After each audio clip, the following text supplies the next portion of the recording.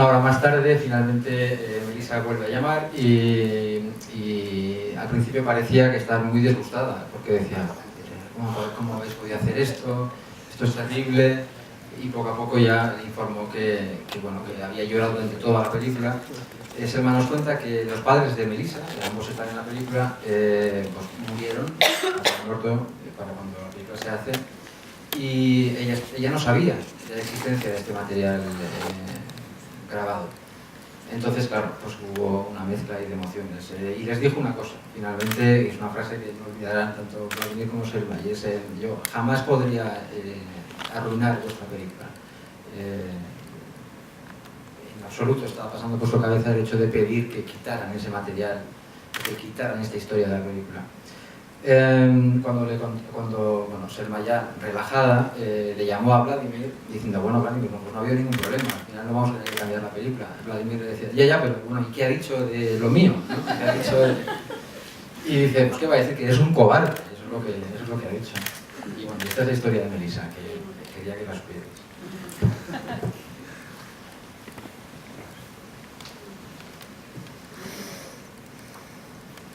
Una preguntita más que tenemos por aquí, si no lo sigo preguntando yo. Cuéntanos un poquito más los detalles que me han impresionado mucho de este párrafo 15. Tell us a little bit about this, the content of this paragraph 15. Well, the paragraph 15 was meant for the Bosnian refugees to have a status of a guest in Denmark, which meant that it was not allowed for us to go to school, to learn the language, or for our parents to work. And this was a period of about 3.5 to 4 years for most of the refugees. Before we all got asylum in the country, and this was when we were allowed to go to Danish schools. And our parents could learn the language, and we could be a part of the regular Danish society. But besides that, before we got the asylum, our parents and other people on the shift or other refugee centers organized Bosnian schools, a Bosnian elementary school and a high school, which was kind of controlled by them, and people who could teach in the certain subjects, they did. So this meant a lot for us, because then we didn't really have this like huge gap of 2 or 3 years of our lives not doing anything proper in a way. So it meant a lot. Bueno, según este párrafo 15 de la legislación danesa, ellos como invitados, ya que todavía no eran considerados asilados, no podían, los niños no podían entrar en escuelas danesas, no podían aprender el idioma, a los padres se les impedía la posibilidad de trabajar. Por tanto, estos fueron 3 años y medio, 4 años de espera hasta que les fue concedida, digamos, el asilo político. Durante todo este tiempo, durante estos años, lo que hicieron para precisamente evitar ese hueco, por así decirlo, ese vacío en la educación de los chavales, lo que hicieron los padres, de muchos de ellos, profesores, otros no lo eran, pero también lo hicieron, fueron crear escuelas elementales y también institutos, fuera del barco, lógicamente, pero donde pudieron atender a estas clases. De esta manera pudieron no perder esos 3 o 4 años. Finalmente, cuando recibieron el asilo, pues empezaron a ir a colegios daneses.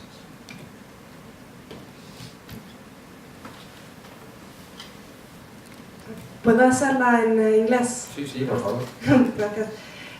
I'm Danish myself, and I grew up in Denmark, and I'm born in 91, so many of my friends playing handball and so on, they were Bosnian. We had a lot of great handball players from Bosnia for some reason. And we always talked about, in my family, about Bosnians being very well integrated in a naive way. So I'm curious about the initial story you wanted to do about the political period. If you saw this integration, this coming to the country from a Bosnian side, as a as a success or as a good integration process, or if that's a naive Danish view from the side. Pues la pregunta, ella es danesa y le está preguntando acerca de una idea que siempre han tenido, de que los bosnios se integraron estupendamente en el país, y lo que quiere saber de Selma es si esta idea es una idea naif, una idea inocente que tienen los daneses, y si realmente la realidad es diferente, la realidad vivida por ellos. I would say that as integration, it went quite well for most Bosnians, and it had a lot to do with the fact that we did have contact with amazing Danish people, and there were a lot of volunteers working in the Red Cross. And in Denmark we had Danish families coming to the refugee centers and inviting families with younger children to spend the weekend at their house, so they could kind of have at least normal 2 days or 3 days. And we went on many trips while we were refugees, so we kind of got a lot from the Danish cultural life, but it was a shame that we didn't really start being a part of the society. We didn't really have any contact with the Danish society as such, as with Danish kids for several years, which is a shame, but like most Bosnians I know are quite successful today, which is also, it also has a lot to do with the tolerance you have in Denmark even today. But you know, a lot of refugees in all over the world, unfortunately you have a lot of them, might live under terrible circumstances, but I would say that we were lucky that we came to a country that welcomed us, and we kind of had a way of progressing, even though we didn't learn the language and we didn't work, we didn't go to school for 3 or 4 years. Yeah. Bueno, básicamente fue una experiencia, dice que muy buena, o buena, para la mayoría. Es verdad que no tenían, como hemos dicho, no tenían posibilidad durante esos 3 o 4 años de aprender el idioma, de estar, digamos, mezclados con los daneses, pero sí que tuvieron contacto con gente maravillosa, voluntarios de la Cruz Roja, familias que invitaban a miembros de sus familias a estar 3 o 4 días en sus casas, a tener, por así decir, una experiencia de vida normal, viajes, etc. Lo que sí es verdad es que durante ese tiempo y durante otro más no pudieron llegar a sentirse parte del país, ¿no? No pudieron sentirse, lógicamente, pero por falta de este contacto con la sociedad en general, no solamente con unos individuos en concreto, sino con la sociedad en general. De todas maneras, es una sociedad, la danesa, increíblemente tolerante, y visto la situación en la que viven los refugiados actualmente en cualquier parte del mundo, o en muchas partes del mundo, mejor dicho, tienen que considerar que ellos fueron muy agraciados de dar con un país tan tolerante y que les dio esta bienvenida tan buena, a pesar de esos 3 o 4 años de no haber prácticamente contacto. Can I just add something?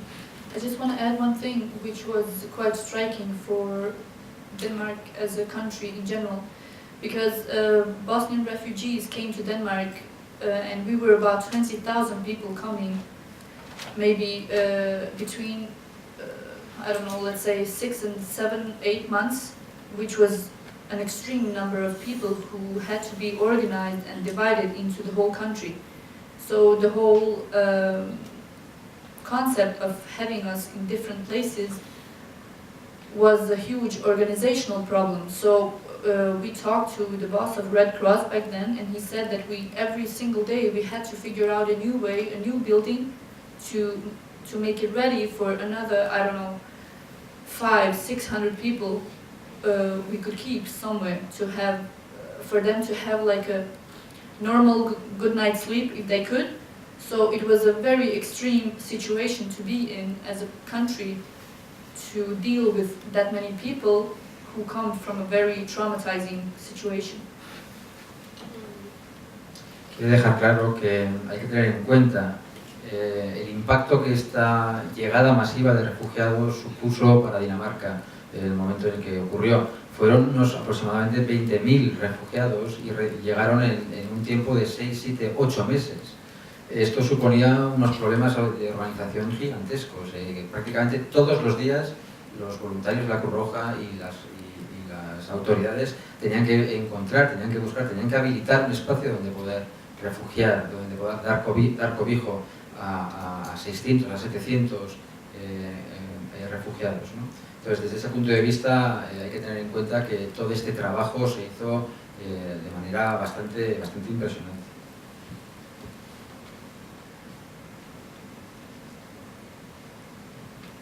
Bueno, primero darle la enhorabuena.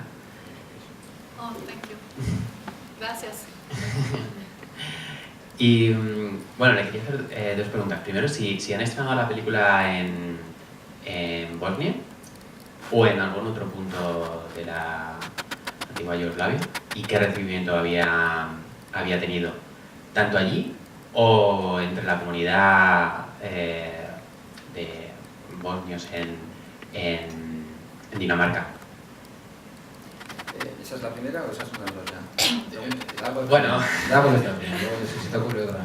The question is if the film has been shown in Bosnia or in any other ex-Yugoslavian countries, and also if it's been shown to the Bosnian community in Denmark, and what was the reaction? We haven't shown it in any ex-Yugoslavian countries yet, and it didn't have a Danish premiere yet. It will be shown in Belgrade on the 9th of May. That's like the first encounter with ex-Yugoslavians, like in a broader sense. But since everything happened so fast for the film, and we had to finish it very fast to be able to come to Berlin, we haven't really had time to agree on any premieres in Denmark yet. But we're looking very much forward to see how the Danish and the Bosnians in Denmark will receive the film, because first of all, it is a story about a society which is Denmark. That's where the film is set, and it's also about the destinies and the past of a lot of people in Denmark who have become a huge part of that country and the culture in Denmark. But it's still a very, touchy way of telling the story, because it's so emotional and it's a very tough period of people's lives.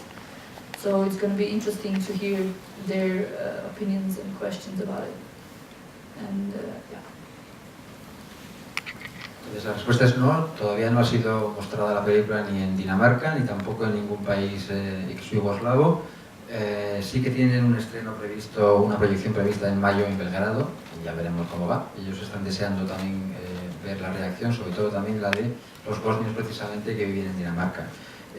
Porque es una película que trata sobre el pasado, sobre las experiencias realmente difíciles de muchas personas, sobre sus destinos en Dinamarca, de unas personas que finalmente se sienten ya parte de ese país, ¿no? Que son parte integrante de ese país, eso es importante.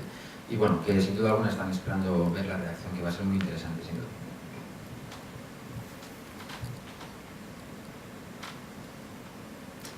¿Más preguntas?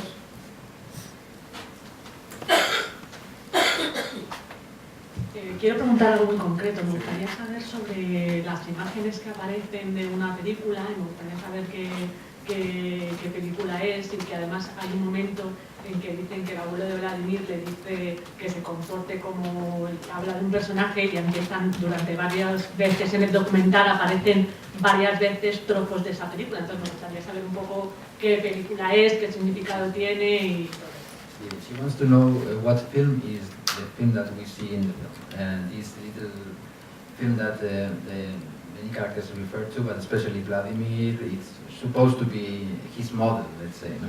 What film is this, and what is the idea behind using this footage? The film is called Boška Buha, and it's about a partisan fighting boy who was fighting in the last war. And Vladimir here told me about this film and about the story, and of course it's a symbol of unity and fighting for everybody, fighting for united Yugoslavia, so that's basically why we used it, and also to make the story connect. We needed some footage to kind of, because we didn't have footage for everything, so sometimes we needed alternative solutions, so, but I guess it fits, so it's good. Bueno, no soy capaz de decirte el título, luego si quieres te lo puede escribir ella, pero porque es el título original, lógicamente, pero bueno, es una película sobre un niño partisano y está utilizada, bueno, que es el sentido que tiene la película originalmente, es una película, un símbolo de unidad precisamente, de toda una Yugoslavia unida, y ese es el símbolo, esa es la función que cumple en esta película también. Hay que tener en cuenta que el material del que contaban pues cubría una serie de cosas, no todo, y por tanto tenían que buscar también formas alternativas de contar las cosas, y quizá esperan que de esta manera sí haya encajado bien el uso de esta película. Actually, I wanted to ask you something. Quería preguntarle, de hecho, una cosa que es interesante que me ha contado antes. The footage that you had finally were basically things that were shot during festive occasions, during happy moments, or if they weren't, people will not show the reality of their feelings in that moment, ¿no? Y le estoy diciendo que gran parte del material, por no decir casi todo, se está grabado en momentos, generalmente pues en cumpleaños, en momentos festivos, en ocasiones alegres, y las que no, hay que pensar que los participantes, los que están allí en las imágenes, no querían mostrar su cara, sus sentimientos reales, porque al fin y al cabo eran mensajes que estaban lanzando a sus familiares en Bosnia. Eso hay que tenerlo en cuenta, ¿no? How difficult was to tell the story, to tell also the dark parts of the story, having only these images of happiness or official images. Cómo difícil fue contar toda la historia, las partes oscuras o tristes de la historia, teniendo en cuenta que solo contábamos con imágenes, por así decir, alegres o oficiales. Yeah, I would say that